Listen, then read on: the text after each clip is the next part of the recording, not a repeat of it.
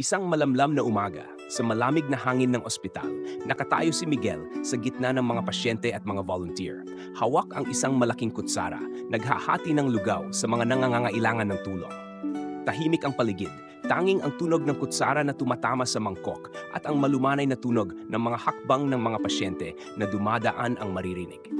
Biglang may narinig na tunog ng basag na pinggan mula sa isang dako, pumutol sa katahimikan ng paligid. Napatigil si Miguel at lumingon at nakita ang isang tanawin na nagpahulog ng kanyang puso. Isang babae, may pangangatawan na payat, nanginginig ang mga kamay habang kinokolekta ang mga pira-pirasong basag na pinggan sa malamig na sahig. Sa harap niya, isang batang 6 na taon, ang mukha ay maputla at puno ng takot, umiiyak ng malakas, niyayakap ang ina. Ang iyak ng bata ay parang punit sa katahimikan, nagdudulot ng isang nakakatakot na katahimikan sa paligid ng mga tao. May mga maririnig na bulong-bulungan mula sa likuran, nagsimulang mag-usap ang mga pasyente at mga kaanak nila. Bata lang siya, bakit kailangan niyang maranasan ang ganitong paghihirap? Isang matandang babae ang mahinang nagsalita. Ang babae, may magulong buhok at luma ang suot na damit. Yumuko upang kunin ang mga basag na pinggan. Nanginginig ang mga kamay. Patuloy na umiiyak ang bata. Ang mga mata na basang-basa ng luha ay nakatingin sa ina na parang hindi naunawaan kung ano ang nangyayari. Isang babaeng doktor ang dumaan. Hindi nagsasalita, ngunit ang mga mata ay puno ng pagkamuhi sa babaeng mahirap. Kung wala kayong pera, huwag kayong magdulot ng gulo dito, sigaw niya. Ang tinig ay puno ng galit. Nakatayo si Miguel sa isang lugar, hawak ang kutsara, pinagmamasdan ang malupit na tanawin sa harap niya. Sa kanyang puso, nararamdaman ang hindi maipaliwanag na galit at pagkadismaya. Ramdam niya ang puot sa kanyang dibdib, lalo na nang makita ang ugali ng mga tao sa paligid. Ang mga bulong-bulungan at ang kakulangan ng respeto sa babaeng mahirap ay nagdulot ng labis na galit sa kanya. Ngunit ano ang nagpahinto sa kanya? Bakit hindi siya agad lumapit upang tumulong? Isang pamilyar na tinig ang bumangon mula sa malayo at bigla na lang tumigil ang puso ni Miguel. "Slow, tahan na anak. Sorry anak." Ang tinig na mahina, ngunit puno ng pamilyar na narinig ni Miguel. Lumingon si Miguel, hindi makapaniwala sa kanyang nakita. Siya na si Elena. 7 taon na ang lumipas. Patuloy na hinahanap ni Miguel ang kanyang asawa, ang babaeng minahal niya at laging inaasahang babalik. Ngunit ngayon, siya ay nakatayo sa harap niya sa isang kalagayan ng kahirapan at kawalan ng pag-asa.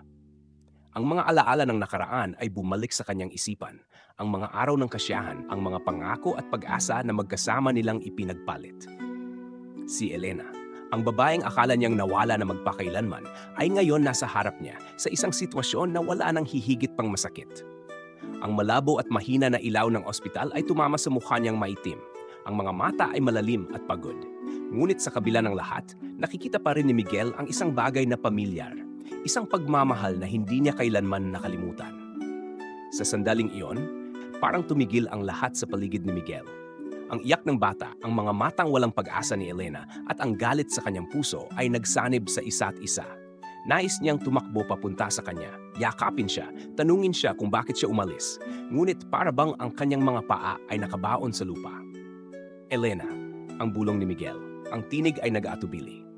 Isang kakaibang damdamin ang duloy sa kanyang puso, masaya at masakit ng sabay. Nawala ang maraming taon na sila ay magkahiwalay. At ngayon, hindi niya alam kung saan magsisimula upang ayusin ang lahat ng nasirang pangarap. Sa kanyang puso, hindi maiwasang masaktan. Ngunit alam niya na walang huli upang magsimula muli. Miguel ay tumayo ng matigilan. Ang mga mata ay hindi matanggal sa pagtingin kay Elena. Ang pakiramdam ng pagkahulog ay bumalot sa kanya. Ang mga tanong na walang sagot ay patuloy na umiikot sa kanyang isipan. Bakit siya narito? Bakit siya nasa ganitong kalagayan? Hindi siya makapaniwala na ang asawa niya, na hinanap niya sa loob ng 7 taon, ay nakatayo sa harap niya, sobrang payat at mukhang pagod. Tumagilid si Elena. Nagmamadaling pinupulot ang mga piraso ng basag na gamit.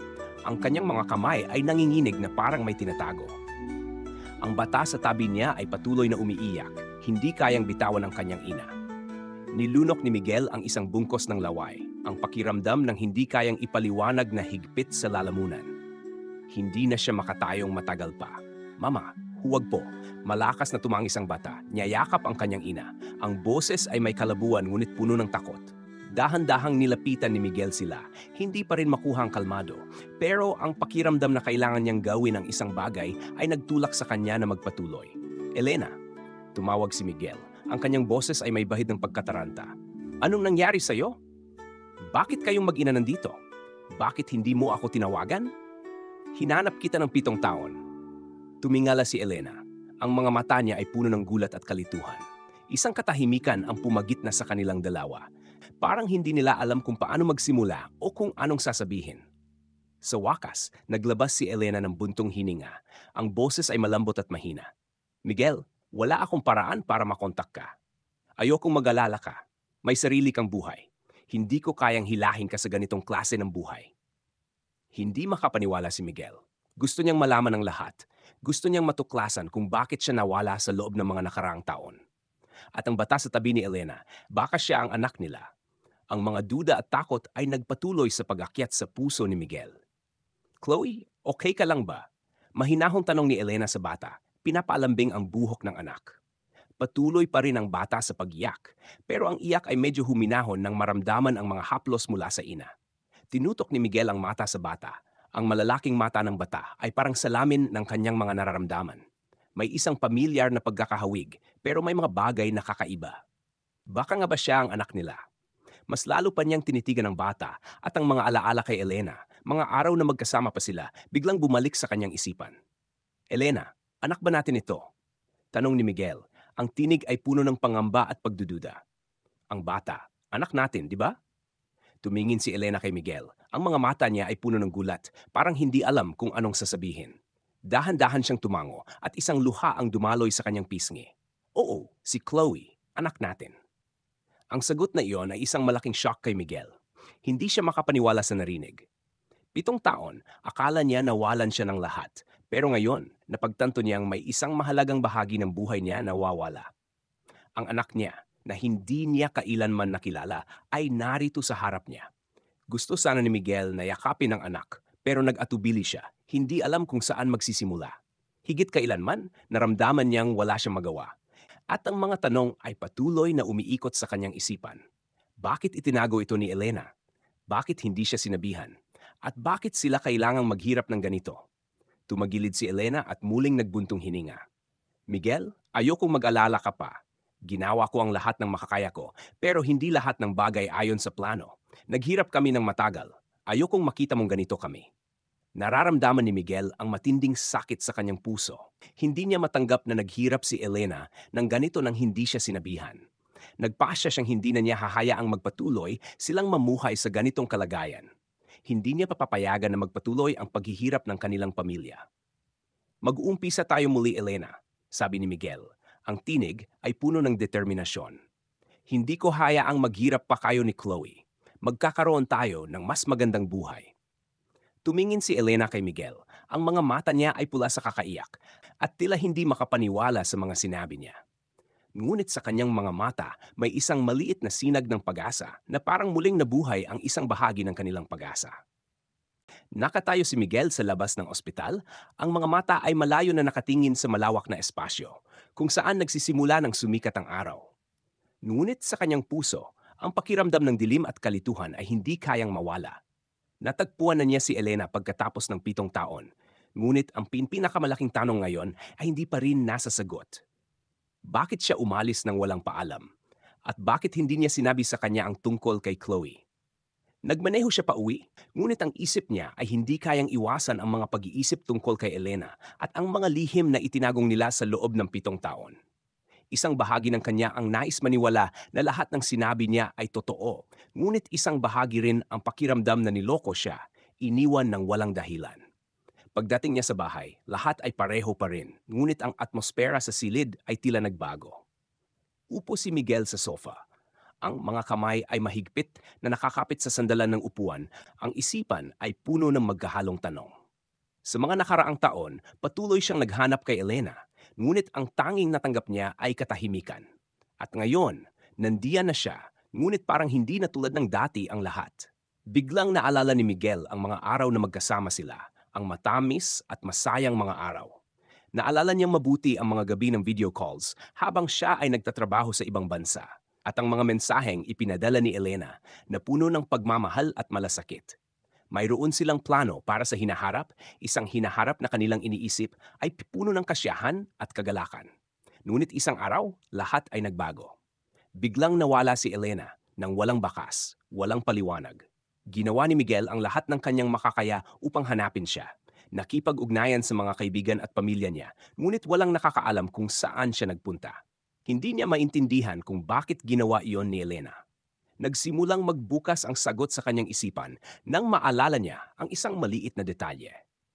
Isang buwan bago mawala si Elena, nagkaroon sila ng isang malaking alitan. Hindi niya matandaan ang lahat ng nangyari, ngunit nararamdaman pa rin niya ang pagkabigo at galit mula sa usapan na iyon. Posible kayang iyon ang dahilan kung bakit nagdesisyon si Elena na umalis, iwan siya at magsimula ng bagong buhay nang hindi binibigyan ng pagkakataon upang ayusin ang lahat. Tumayo si Miguel at pumasok sa kanyang opisina kung saan nakatago ang mga lumang larawan, mga alaala ng kanilang dalawa.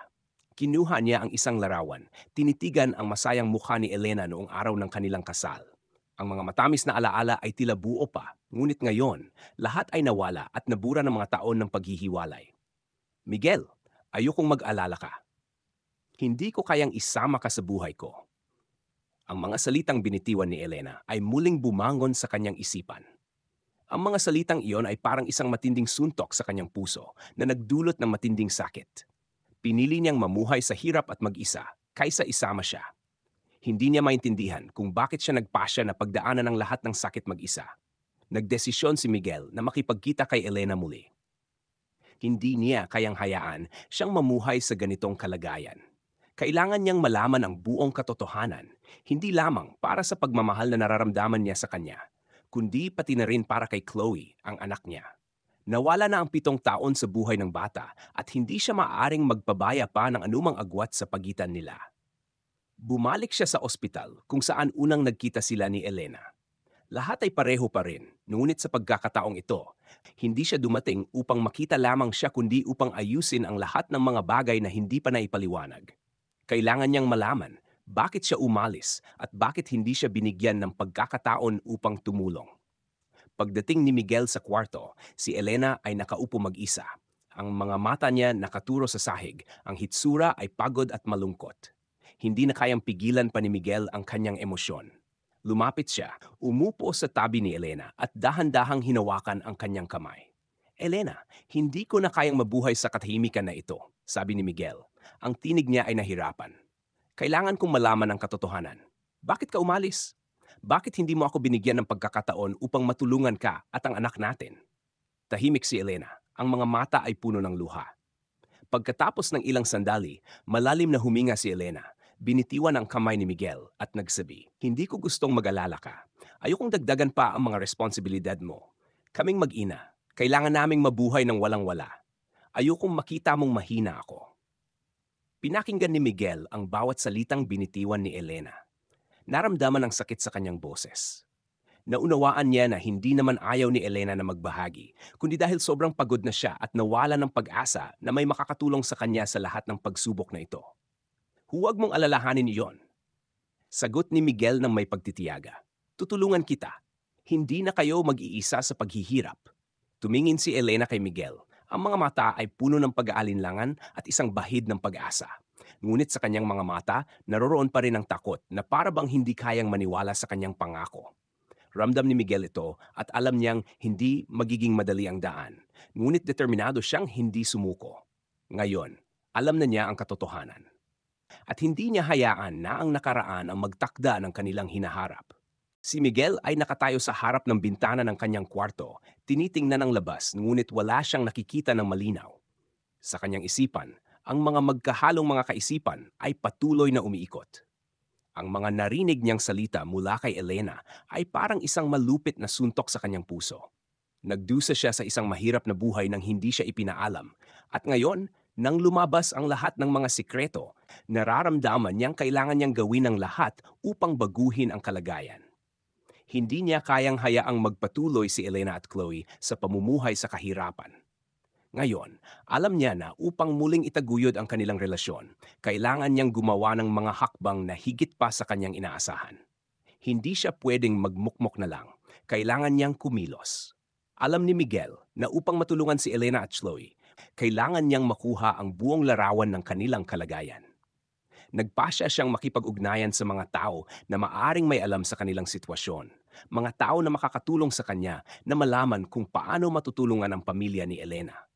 Mang Andres, kailangan ko ng tulong mo, sabi ni Miguel sa telepono kinabukasan. Gusto ko malaman kung saan nakatira si Elena at ang anak niyang si Chloe. Alam ko na ikaw ay matagal ng kaibigan ng pamilya niya at maaari mo akong tulungan. Si Mang Andres ay isang matandang kaibigan ng pamilya ni Elena at palaging tumulong kay Elena sa mga panahon ng kahirapan. Alam ni Miguel na hindi siya tatanggi sa tulong, ngunit may konting pag-aalinlangan siya. Alam niyang hindi lahat ng tulong ay madaling makamtan. Sige Miguel, tutulungan kita. Hahanapin ko sila at titingnan ko kung paano ko sila maabot nang hindi sila mababahala. Sagot ni Mang Andres, ang kanyang tinig ay kalmado ngunit matatag. Nararamdaman ni Miguel ang isang bahagyang kapanatagan sa mga salitang iyon. Alam niyang upang magsimula muli, kailangan niyang maging maingat. Ayaw niyang magmukhang may nagmamadali o may sapilitang nararamdaman si Elena. Buong araw, hindi mapakali si Miguel. Patuloy siyang naglakad-lakad sa opisina. Ang mga mata ay nakatutok sa mga lumang larawan ng kanilang pamilya. Lumulutang ang mga matamis na alaala sa kanyang isipan. Naalala pa niya ang mga unang araw ng kanilang pagmamahalan, ang mga araw ng kaligayahan kapag magkasama sila, kapag ang lahat ay parang walang makakapaghati sa kanila. Ngunit pagkatapos, nagbago ang lahat. Umalis si Elena nang walang paliwanag, walang paalam. Hindi niya alam kung paano buuin muli ang lahat. At ngayon, nang bumalik siya, muling sumik ang mga damdamin sa kanyang puso. Alam niya na kung nais niyang mapanatili ang pamilya, kailangan niyang harapin ang lahat ng hindi pa nasasabi. Makaraan ng ilang oras, tumawag si Mang Andres kay Miguel at sa tono ng kanyang boses, may konting pag-aalala pero may kasiguruhan din. Miguel, nahanap ko sila. Si Elena at si Chloe ay nakatira sa isang maliit na kalye, sa isang inuupahang kwarto, sa isang eskinita malapit sa pamilihan ng isda. Isang mahirap na lugar kung saan maraming tao ang nakatira sa matinding kalagayan. Wala silang marami, ngunit may matutuluyan pa rin sila, sabi ni Mang Andres. Naramdaman ni Miguel ang bigat sa kanyang dibdib nang marinig ang balitang ito. Hindi siya makapaniwala na si Elena ay kailangang mamuhay sa ganitong lugar. Pakiramdam niya, siya ang may kasalanan, nagtatanong kung nalaman lang niya ng mas maaga, hindi kaya siya dapat magdusa ng ganito. Salamat, Mang Andres, sabi ni Miguel. Ang boses niya ay puno ng determinasyon. Ngayon, kailangan kong pumunta roon. Hindi ko na kaya silang makita na ganito. Tahimik na nag-isip si Mang Andres bago sumagot. Naintindihan ko, Miguel. Pero mag-ingat ka. Nasa mahirap silang kalagayan at baka hindi gusto ni Elena na malaman mo ang lahat ng nangyari sa kanya sa mga nakaraang taon. Huwag mong pilitin ang lahat. Hayaan mong mangyari ito ng natural. Huwag siyang mag-atubiling maramdaman na ikaw ay nagmamadali. Tumango si Miguel. Bagaman alam niyang hindi magiging madali, hindi na siya makapaghintay. Kailangan niyang kumilos. Kailangan niyang magkaroon ng isang malinaw na pag-usap kay Elena upang maunawaan ang lahat ng nangyari. Sa parehong araw, nagmaneho si Miguel papunta sa lugar na binanggit ni Mang Andres. Ang mga maliliit na bahay, ang masikip na mga eskinita, at ang ingay mula sa pamilihan ng isda ay nagbigay sa kanya ng pakiramdam ng malaking kaibahan mula sa buhay na mayroon siya. Ang bawat hakbang na ginawa niya sa lugar na ito ay tila mabigat, parang ang buong mundo ay sumusuong sa kanya. Nang makarating siya sa harap ng maliit na bahay ni Elena, tumigil siya saglit, tahimik na nagmamasid.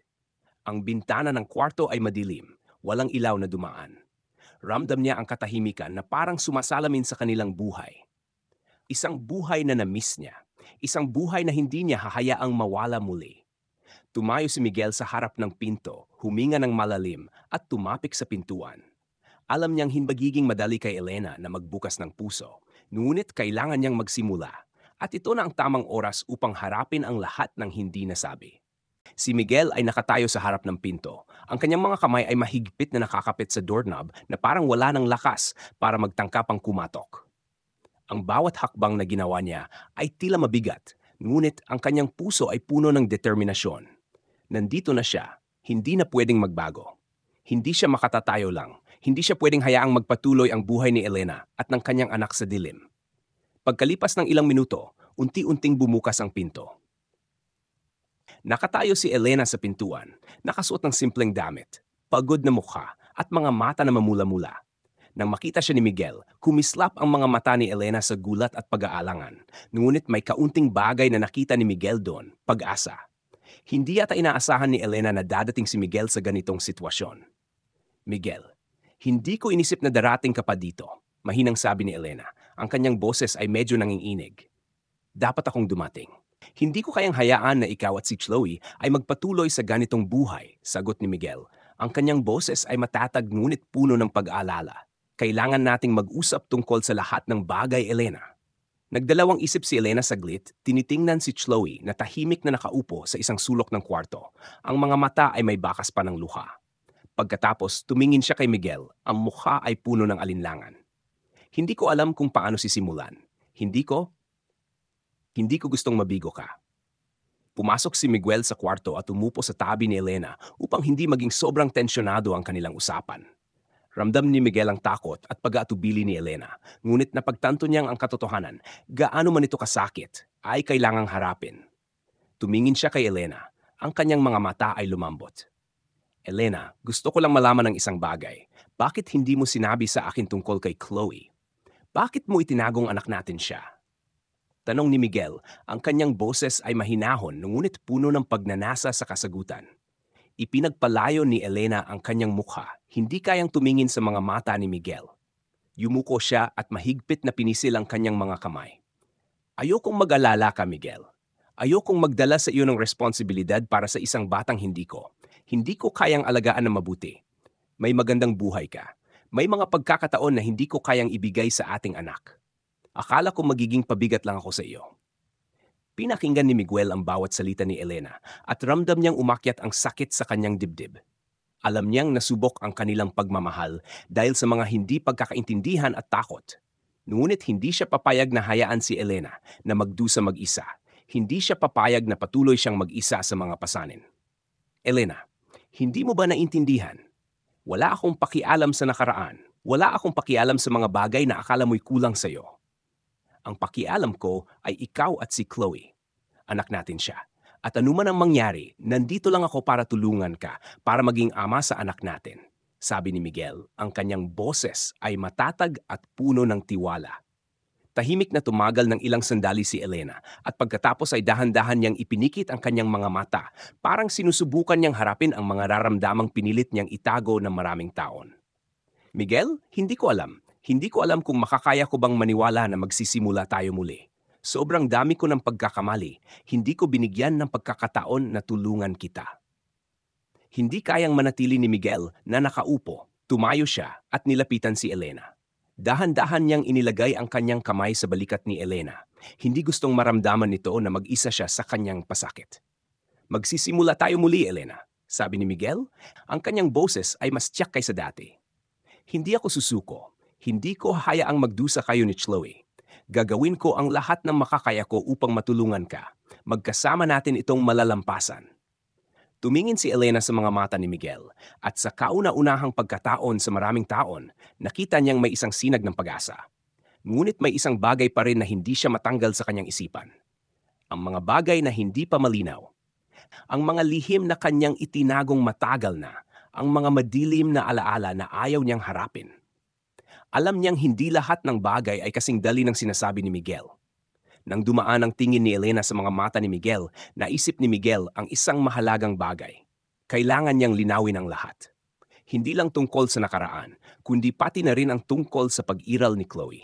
Kailangan niyang makuha ang isang matibay na patunay, isang malinaw na sagot. Ang pakiramdam ng pag-alinlangan ay patuloy na babagabag sa kanya at alam niyang hindi siya makakabangon at makakapagpatuloy kasama si Elena at Chloe hanggat hindi nalilinawan ang lahat. Alam mo ba, Elena? Kailangan ko pang tiyakin ito. Kailangan ko ng isang biological na patunay na talagang anak natin si Chloe, sabi ni Miguel, kahit na may kaunting sakit sa kanyang puso habang binibigkas ang mga salitang iyon. Tumingin si Elena sa kanya, may kaunting gulo sa kanyang mga mata. Miguel, naiintindihan ko. Kung yun ang kailangan mo upang magkakalma, gagawin ko. Huwag kang mag-alala, sagot ni Miguel. Magpapagawa tayo ng DNA test para lang masiguro natin na malinaw ang lahat. Kailangan kong malaman na hindi kayo ni Chloe ang magiging pabigat ko. Handa akong gawin ang lahat. Bagamat walang sinabi si Elena, patuloy pa rin ang kanyang mga alalahanin sa kanyang puso. Hindi niya alam kung ano ang mangyayari. Ngunit isang bahagi ng kanya ay nauunawaan na hindi sila tatalikuran ni Miguel, anuman ang hirap na haharapin. Gagawin ni Miguel ang lahat upang mapagtibay ang kanilang relasyon, at ang pinakamahalaga ay handa siyang harapin ang katotohanan, kahit gaano ito kasakit. Kinabukasan, hindi mapigilan ni Miguel ang mag-isip tungkol sa kanilang pag-uusap ni Elena. Ang mga salitang binitiwan ni Elena, pati na rin ang takot na nasa mga mata nito, ay patuloy na bumabalot sa kanyang isipan. Bagamat nagpasya siyang tutulungan si Elena at si Chloe, may isang bagay na hindi pa rin siya mapanatag. Kailangan niyang malaman ang buong katotohanan hindi lamang upang ayusin ang nakaraan, kundi upang maprotektahan ang kanilang hinaharap. Umupo siya sa kanyang opisina, pilit na nagtatangkang magtrabaho, ngunit hindi niya magawang mag-concentrate. Lahat ng bagay ay umiikot sa kanyang isipan. Si Elena, si Chloe, ang nakaraang mga taon na kanyang na-miss, at ang mga lihim na hindi pa nabubunyag. Nagdesisyon siyang huwag nang magpatumpik-tumpik pa. Kailangan niyang makipagkita kay Donna Isabela, ang kanyang ina, upang malaman ang lahat ng nangyari. Bagamat sinubukan niyang umiwas sa kanya ng mga nakaraang taon dahil sa mga pribadong dahilan, alam niyang tanging si Donna Isabela lamang ang makakatulong sa kanya na masagot ang mga tanong na ito. Pumunta si Miguel sa bahay ng kanyang ina sa hapon. Ang bahay ay tulad pa rin ng dati, tahimik at puno ng mga alaala. Si Donna Isabela, bagamat matanda na, ay nananatiling matatag at may ngit-ngit sa mga mata. Isa siyang ina na nagmamahal sa kanyang mga anak, ngunit mahigpit at matigas, lalo na sa mga desisyon ukol sa pamilya. Anong kailangan mo, Miguel? Tanong ni Donna Isabela. Ang boses ay malamig, tulad ng dati, ngunit may bahid ng alalahanin sa mga mata. Kailangan kong makipag-usap sa iyo tungkol kay Elena at Chloe, sagot ni Miguel. Hindi na nagpapaligoy-ligoy. Wala nang oras para sa mga kasinungalingan o paikot-ikot na usapan. Kailangan niyang malaman ang katotohanan. Tiningnan siya ni Donna Isabela. Ang mga mata ay matalim, ngunit may konting kalituhan. Hindi mo na kailangang mag-alala tungkol sa kanila. Sinabi ko na sa iyo, si Elena ay hindi ang uri ng tao na maari mong pagkatiwalaan. Nagalit si Miguel, ngunit pinigilan ng sarili. Huwag mong sabihin yan. Alam ko na hindi mo gusto si Elena, pero hindi mo na pwedeng itago ang lahat ng ito. Si Elena at ang anak ko ay nahihirapan at hindi ko kayang manatili na walang ginagawa. Tahimik si Donna Isabela ng ilang sandali pagkatapos ay huminga ng malalim. Tumingin siya kay Miguel. Ang mga mata ay puno ng pagod. Parang may isang bagay siyang hindi kayang sabihin. Hindi mo naiintindihan, Miguel. Si Elena ay hindi lang basta isang babae na iniibig mo. Isa siyang banta. Nang pumasok siya sa buhay mo, nakita ko agad na hindi lahat ng nakikita mo sa kanya ay totoo, sabi ni Donna Isabela. Ang boses ay puno ng pagdududa. Gusto ko lang na protektahan ka. Hindi maintindihan ni Miguel kung bakit ganito ang tingin ng ina kay Elena. Pero alam niyang may malalim na dahilan ng ina niya na hindi pa niya nasasabi. Hindi niya kayang hayaan na matapos dito ang lahat. Ina, mahal ko si Elena at si Chloe. Kahit ano pa ang iniisip mo tungkol kay Elena, hindi ko hahayaang makaapekto sa amin ang mga nakaraan. Kailangan kong malaman ang katotohanan tungkol sa nangyari dahil hindi ko kayang mawalan ng kahit isang sandali sa buhay ng anak ko. Bumaling si Donna Isabela, parang hindi kayang harapin ang mga nangyayari. Akala mo ba na hindi ko gustong sabihin ang katotohanan? Lahat ng ginawa ko para sa iyo, ngunit ngayon hindi mo ako naiintindihan. Ano bang ginawa sa iyo ni Elena, Miguel? Naramdaman ni Miguel ang isang matinding galit sa kanyang dibdib. Hindi mo pwedeng ipilit ang mga iniisip mo sa buhay ko. May karapatan akong malaman ang katotohanan. Hindi mo pwedeng itago ito magpakailanman. Sa wakas, umupo si Donna Isabela at huminga ng malalim. Hindi lang siya umalis sa iyo, Miguel. Umalis siya at iniwan tayong lahat. Hindi ko gusto na maisama ka sa mga laro ni Elena. Matagal nang nawala ng tiwala ang ina ko sa kanya. Nagsimula ng mag-alinlangan si Miguel. Ang mga sinasabi ng ina ay may dahilan, ngunit hindi niya maintindihan kung bakit ganoon si Elena. Pwede bang may isang malaking lihim siya na hindi pa niya nalalaman? Ina, ano bang nangyari nung nagpunta ako sa ibang bansa? Bakit siya umalis at hindi na siya kumontak sa akin? Tanong ni Miguel, ang mga mata ay puno ng determinasyon. Kailangan kong malaman, hindi ko kayang mabuhay ng walang malinaw na sagot. Tiningnan siya ni Donna Isabela ng matagal at sa wakas ay nagsalita siya. Pagkatapos mong umalis, nagbago si Elena. Nakilala niya ang ibang tao. Isang taong makakatulong sa kanya na makuha ang lahat ng gusto niya. Hindi ka na niya mamahal. Pinili niya ang ibang landas. Parang tinamaan si Miguel ng malupit na hampas. Ang mga salitang binitiwan ng ina ay parang isang matinding shock. Hindi ba siya minahal ni Elena? Iniwan siya para sa ibang lalaki. Ramdam na ramdam ni Miguel ang sakit at kalungkutan, ngunit hindi siya maaaring hayaang mangibabaw ito sa kanya. Hindi ko matanggap ang sinabi mo, sagot ni Miguel. Ang boses ay puno ng galit at paggabigo. Kahit anong mangyari, hindi ako titigil. Hahanap ako ng katotohanan at tutulungan ko si Elena at ang anak ko. Wala ni isa mang tao ang makakapigil sa akin. Tahimik na lang si Donna Isabela. Ang mga mata ay tila walang laman. Parang tinanggap na ni Miguel na hindi na niya maintindihan ang lahat ng ginawa niya. Ngunit sa loob ng kanyang puso, may malalim na kalungkutan na hindi kayang ipaliwanag. Lumabas si Miguel sa bahay ng kanyang ina at ang pakiramdam ay parang isang bahagi ng nakaraan ay naglaho. Ngunit hindi siya pwedeng huminto. Kailangan niyang malaman ang lahat upang matutunan ang buong katotohanan. Kinabukasan, hindi mapigilan ni Miguel ang mag-isip tungkol sa kanilang pag-uusap ni Elena. Ang mga salitang binitiwan ni Elena, pati na rin ang takot na nasa mga mata nito ay patuloy na bumabalot sa kanyang isipan. Bagamat nagpasya siyang tutulungan si Elena at si Chloe, may isang bagay na hindi pa rin siya mapanatag. Kailangan niyang malaman ang buong katotohanan, hindi lamang upang ayusin ang nakaraan, kundi upang maprotektahan ang kanilang hinaharap. Umupo siya sa kanyang opisina, pilit na nagtatangkang magtrabaho, ngunit hindi niya magawang mag-concentrate. Lahat ng bagay ay umiikot sa kanyang isipan. Si Elena, si Chloe, ang nakaraang mga taon na kanyang namiss at ang mga lihim na hindi pa nabubunyag. Nagdesisyon siyang huwag nang magpatumpik-tumpik pa. Kailangan niyang makipagkita kay Donna Isabela, ang kanyang ina, upang malaman ang lahat ng nangyari. Bagamat sinubukan niyang umiwas sa kanya ng mga nakaraang taon dahil sa mga pribadong dahilan, alam niyang tanging si Donna Isabela lamang ang makakatulong sa kanya na masagot ang mga tanong na ito. Pumunta si Miguel sa bahay ng kanyang ina sa hapon.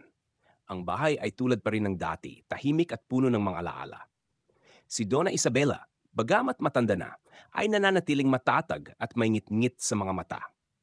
Isa siyang ina na nagmamahal sa kanyang mga anak, ngunit mahigpit at matigas, lalo na sa mga desisyon ukol sa pamilya.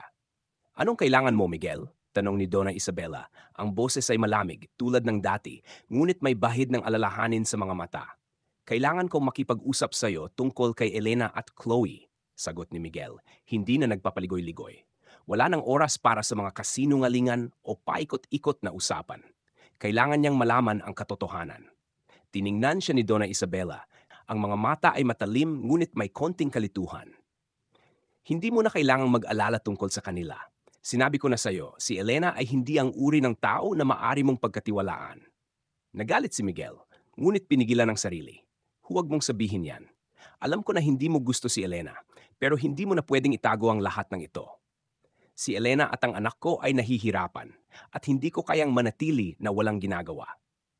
Tahimik si Donna Isabela ng ilang sandali. Pagkatapos ay huminga ng malalim.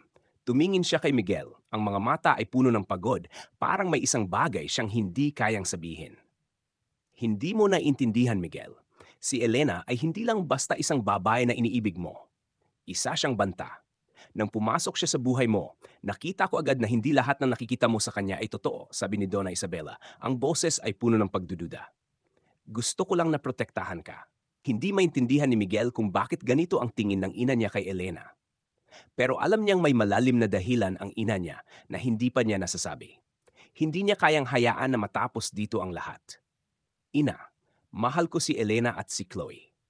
Kahit ano pa ang iniisip mo tungkol kay Elena, hindi ko hahayaang makaapekto sa amin ang mga nakaraan. Kailangan kong malaman ang katotohanan tungkol sa nangyari dahil hindi ko kayang mawalan ng kahit isang sandali sa buhay ng anak ko. Bumaling si Donna Isabela, parang hindi kayang harapin ang mga nangyayari. Akala mo ba na hindi ko gustong sabihin ang katotohanan? Lahat ng ginawa ko para sa iyo, ngunit ngayon hindi mo ako naintindihan. Ano bang ginawa sa iyo ni Elena, Miguel?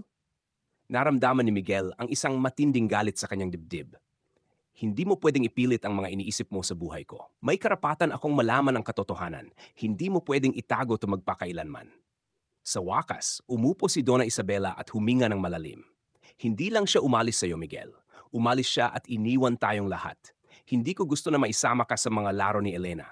Matagal nang nawala ng tiwala ang ina ko sa kanya. Nagsimula ng mag-alinlangan si Miguel.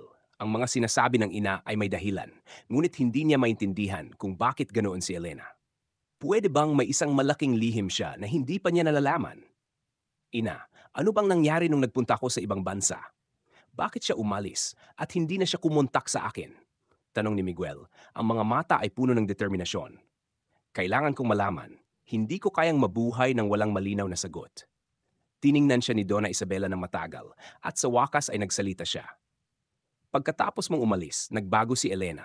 Nakilala niya ang ibang tao. Isang taong makakatulong sa kanya na makuha ang lahat ng gusto niya. Hindi ka na niya mahal. Pinili niya ang ibang landas. Parang tinamaan si Miguel ng malupit na hampas. Ang mga salitang binitiwan ng ina ay parang isang matinding shock. Hindi ba siya minahal ni Elena? Iniwan siya para sa ibang lalaki. Ramdam na ramdam ni Miguel ang sakit at kalungkutan. Ngunit hindi siya maaaring hayaang mangibabaw ito sa kanya. Hindi ko matanggap ang sinabi mo, sagot ni Miguel. Ang boses ay puno ng galit at pagkabigo. Kahit anong mangyari, hindi ako titigil. Hahanap ako ng katotohanan at tutulungan ko si Elena at ang anak ko. Wala ni isa mang tao ang makakapigil sa akin. Tahimik na lang si Donna Isabela. Ang mga mata ay tila walang laman. Parang tinanggap na ni Miguel na hindi na niya maintindihan ang lahat ng ginawa niya. Ngunit sa loob ng kanyang puso, may malalim na kalungkutan na hindi kayang ipaliwanag. Lumabas si Miguel sa bahay ng kanyang ina at ang pakiramdam ay parang isang bahagi ng nakaraan ay naglaho. Ngunit hindi siya pwedeng huminto. Kailangan niyang malaman ang lahat upang matutunan ang buong katotohanan. Lumabas si Miguel mula sa bahay ni Donna Isabela na puno ng kalituhan. Ang mga salitang sinabi ng ina niya ay parang mga sugat tumago sa kanyang puso na naging dahilan upang maging malabo at mahirap intindihin ang lahat ng bagay. Nagbago na ba si Elena? Pumili na ba siya ng ibang landas?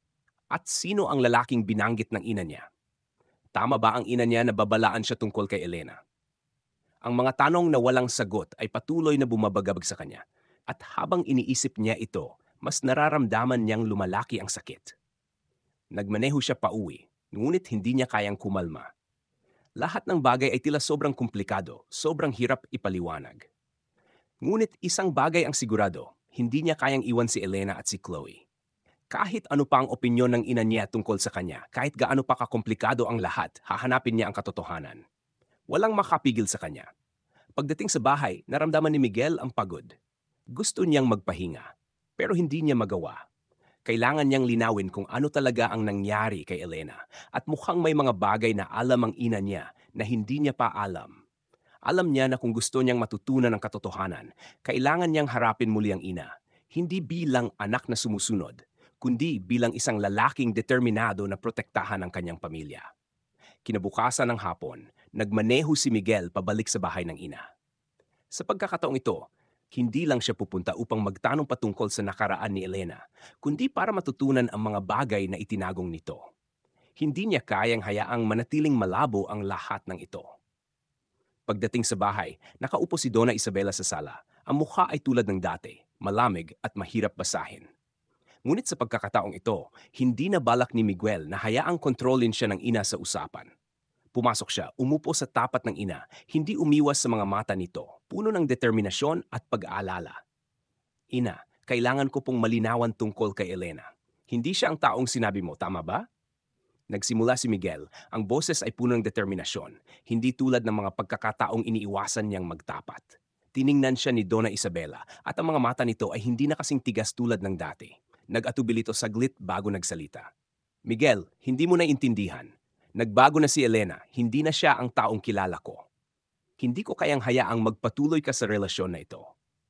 Hindi matanggap ni Miguel ang sinabi ng ina.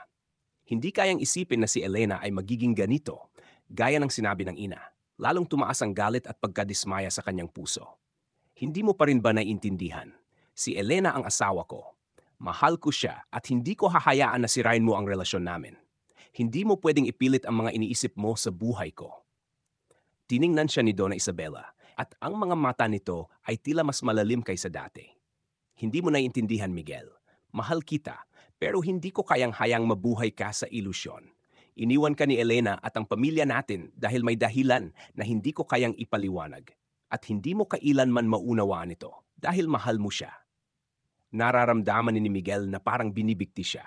Inaasahan niyang matutulungan siya ng ina sa pag-aayos ng mga lihim sa nakaraan, ngunit marahil ay sinusubukan lang nitong protektahan siya mula sa mga sugat na matagal nang hindi gumaling. Alam niyang hindi niya tumalikod ngayon. Hindi ko kailangan na aprubahan mo ang mga desisyon ko, ina. Kailangan ko lang na makita ko ang katotohanan. May mga dahilan si Elena at hindi ako titigil hanggat hindi ko nalalaman ang lahat. Hindi mo pwedeng itago ang lahat ng bagay magpakailanman, sabi ni Miguel na may buong determinasyon. Ang mga mata ay puno ng pagod ngunit hindi kumukupas. Tiningnan siya ni Donna Isabela at sa pagkakataong ito, naramdaman ni Miguel na may nagbago sa ina. Tahimik na nanatili ito. Ang mga mata nito ay tila nagiging malambot. Pagkatapos ng ilang sandali, malalim itong huminga at nagsalita. Huwag mong sabihin na hindi ko alam, Miguel. Hindi si Elena ang mabuting tao na iniisip mo. Sinira niya ang ating pamilya. Noong ikaw ay naglakbay, nakatagpo siya ng ibang tao. Isang taong maaring magbigay sa kanya ng buhay na wala siya noon. Hindi ko kayang hayaan kang manatili sa kanya habang hindi siya tapat sa iyo. Pakiramdam ni Miguel ay parang itinulak siya sa isang daan na hindi na pwedeng balikan. Ang mga salitang sinabi ng ina ay parang kumilos na parang kidlat. Nakipagkikita nga ba si Elena sa ibang tao habang siya'y wala? Lahat ay naging malabo at ang sakit ay lumalala pa. Ngunit hindi pa rin siya bibitaw. Kailangan niyang malaman ang katotohanan. Kahit na ito ay nangangahulugang haharapin ang mga madilim na alaala na hindi niya kayang imaginin. Ina, hindi ko kayang iwan si Elena. Kahit ano pa ang sabihin mo, hahanapin ko ang katotohanan. Hindi ako titigil, sagot ni Miguel. Ang boses ay puno ng determinasyon, ngunit sa loob ay malalim ang lungkot.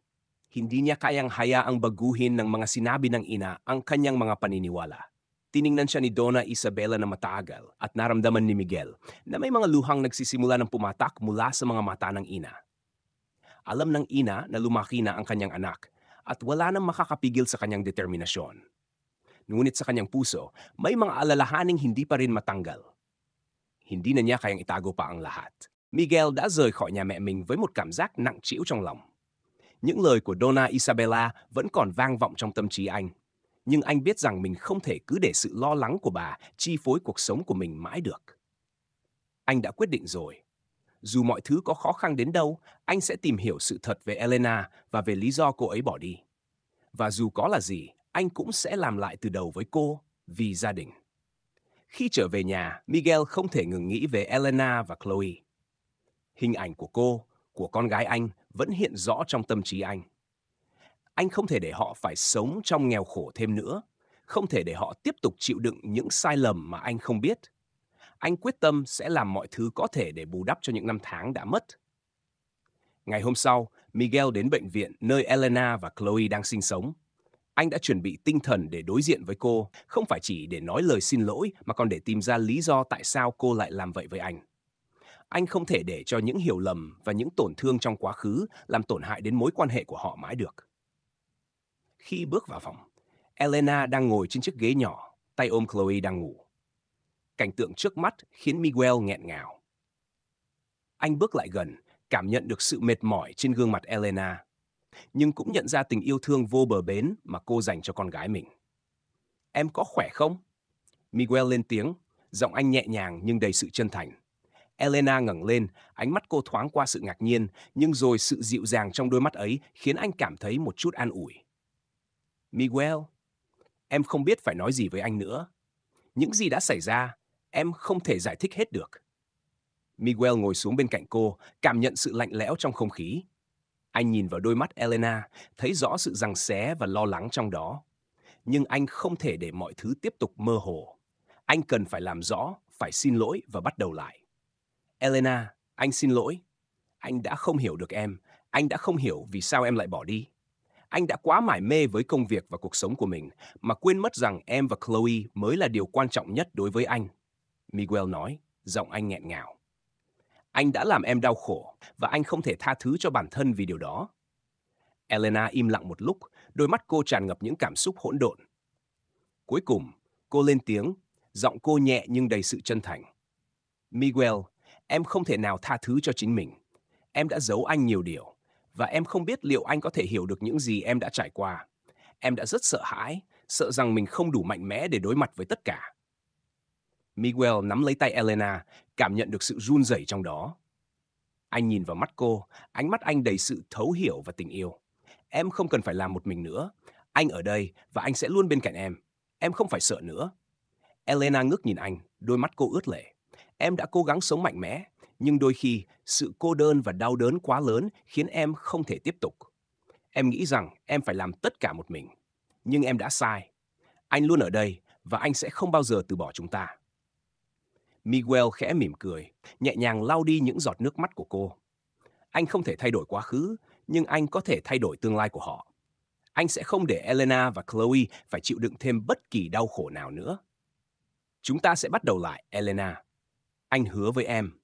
Anh sẽ làm tất cả để bù đắp cho những năm tháng đã mất, Miguel nói, giọng anh chắc nịch và tràn đầy quyết tâm. Elena nhìn vào anh, một nụ cười nhẹ nhàng nở trên môi. Cảm ơn anh Miguel, em không biết phải làm gì để đền đáp tình yêu của anh. Nhưng em sẽ cố gắng để xây dựng lại tất cả cùng anh và con. Miguel nhìn Chloe đang ngủ trong vòng tay của Elena, và trong khoảnh khắc đó, anh cảm thấy như mọi thứ đã bắt đầu lại từ đầu. Họ sẽ không để những sai lầm và đau thương kéo dài mãi nữa. Anh sẽ làm tất cả để bảo vệ gia đình này, và dù có khó khăn đến đâu, họ sẽ cùng nhau vượt qua. Chúng ta sẽ làm lại từ đầu, Elena. Anh sẽ không để em và Chloe phải chịu đựng thêm một ngày nào nữa. Elena gật đầu, ánh mắt cô đầy hy vọng. Dù con đường phía trước sẽ không dễ dàng, nhưng ít nhất họ đã tìm thấy nhau một lần nữa. Và đó chính là khởi đầu của một chương mới trong cuộc đời họ. Si Miguel at si Elena ay magkasama sa maliit nilang kwarto. Ang liwanag mula sa bintana ay nagbigay ng mainit na pakiramdam, kahit na ang ulan ay patuloy na bumabagsak sa labas. Si Chloe, ang kanilang anak, ay mahimbing na natutulog sa mga bisig ng ina. Ang kanyang maliit na mukha ay puno ng kapayapaan. Sa harap ng ganitong katahimikan, ramdam ni Miguel ang isang pakiramdam na mahirap ipaliwanag. Hindi na mababago ang mga nangyari, ngunit maari niyang simulan muli. Mula sa puntong ito, mula sa sandaling ito. Matapos ang kanilang pag-uusap kahapon, nagdesisyon si Miguel at Elena na hindi lang magsama sa ilalim ng isang bubong, kundi magsimula muli mula sa simula.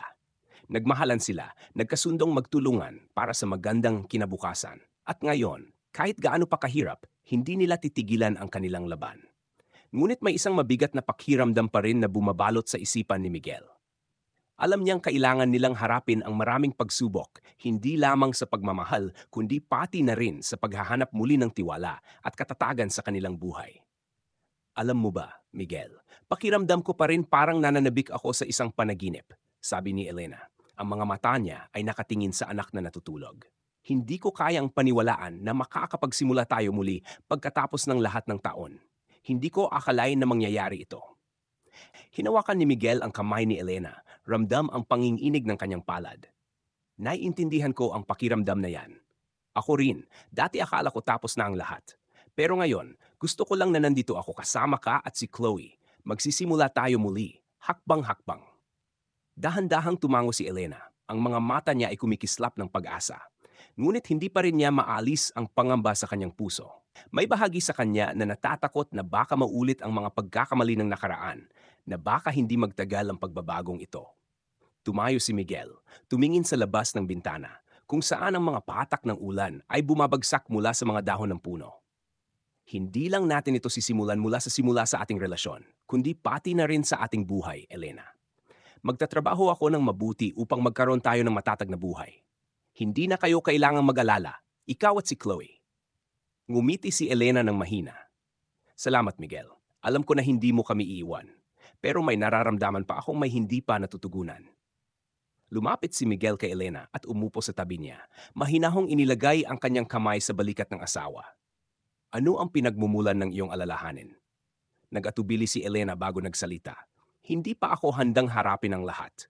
Hindi ko pa nasabi sa iyo ang mga nangyari sa akin sa mga nakaraang taon, ang mga dahilan kung bakit ko pinili na umalis. Natatakot akong kapag sinabi ko, hindi na magiging tulad ng dati ang lahat. Lumapit si Miguel kay Elena. Ang mga mata ay puno ng pag-unawa. Hindi mo kailangang matakot. Nandito ako para sa iyo, para sa anak natin.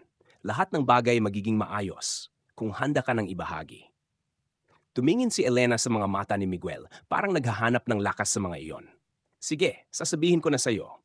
Pero kailangan mong intindihin, hindi madali ang mga ito. Makakaapekto ito sa pananaw mo sa lahat. Tumango si Miguel. Naiintindihan niyang ang sasabihin ni Elena ay hindi lang mga masakit na alaala kundi mga bagay na hindi pa niya alam.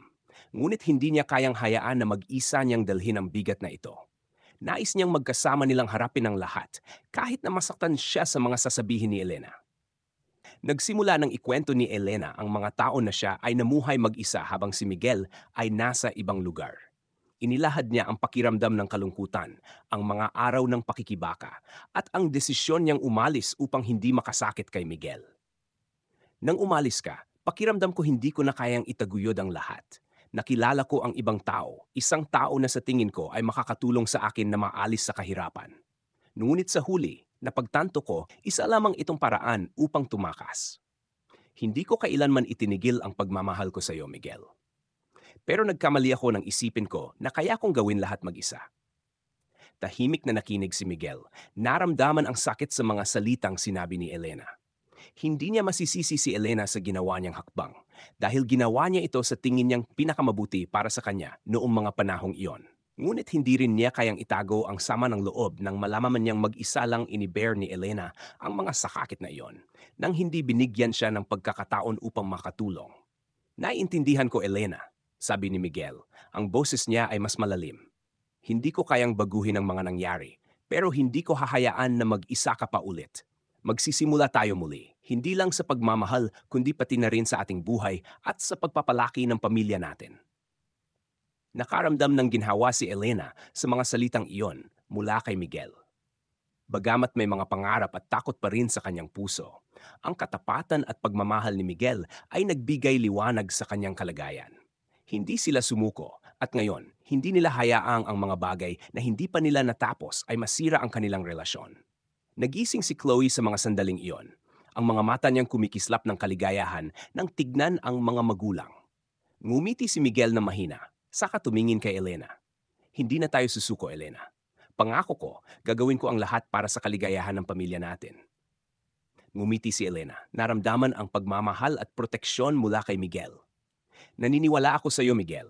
Magkasama nating malalampasan ang lahat. Sa bawat pangako, sa bawat hakbang patungo sa hinaharap, alam ni Miguel na nagsisimula sila ng isang bagong kabanata, hindi lang para sa kanilang dalawa, kundi para rin kay Chloe. Ang kanilang paglalakbay upang muling buuin ang pamilya ay nagsimula pa lamang. At kahit gaano pa kahirap ang landas na tatahakin, hindi niya papayagan na muling maranasan ng pamilya nila ang hirap na pinagdadaanan nila noon.